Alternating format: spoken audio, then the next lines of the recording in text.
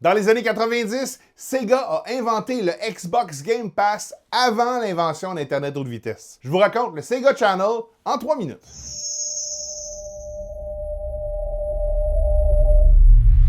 Je vous lis toujours, puis je prends vos demandes spéciales. Merci à Martin Castonguay qui m'a écrit cette semaine pour me demander si j'avais déjà entendu parler du Sega Channel. C'est franchement capoté. Dans la première moitié des années 90, la guerre fait rage entre la Super Nintendo et la Sega Genesis, la Mega Drive en Europe. Comme Nintendo a une bonne longueur d'avance dans la guerre, tous les coups sont permis par Sega pour gagner, dont des avancées technologiques au-delà de la console elle-même et des jeux. Pour frapper un grand coup, Sega s'associe avec une des grandes compagnies de câbleau-distribution aux États-Unis, Time Warner. On va créer un système de distribution mensuelle de jeux par le câble de télé pour environ 15 $ par mois. Puis rappelez-vous qu'à ce moment-là, Internet haute vitesse, ça n'existe pas encore. Pas de cartouche à acheter.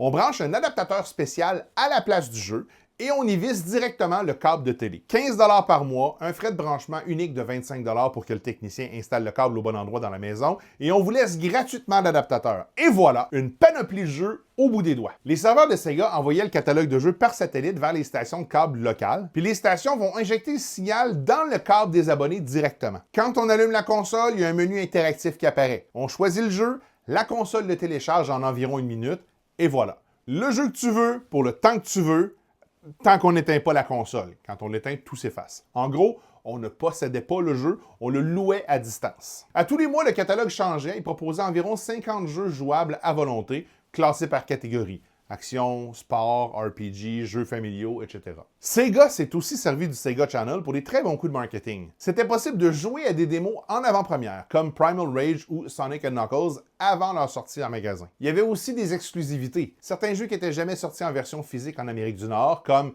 Mega Man The Wily Wars ou Pulseman, étaient exclusifs au Sega Channel. Et enfin, Sega proposait des versions modifiées de ses propres jeux avec des codes de triche déjà intégrés, comme par exemple des vies infinies. Puis si vous vous demandez comment c'était possible de faire fonctionner ça avant l'arrivée d'Internet haute vitesse, c'est là que c'est super brillant. L'adaptateur se branche sur une chaîne de télé invisible. Puis quand je dis invisible, c'est parce que dans le fond, une télé ne pouvait pas aller chercher cette station-là.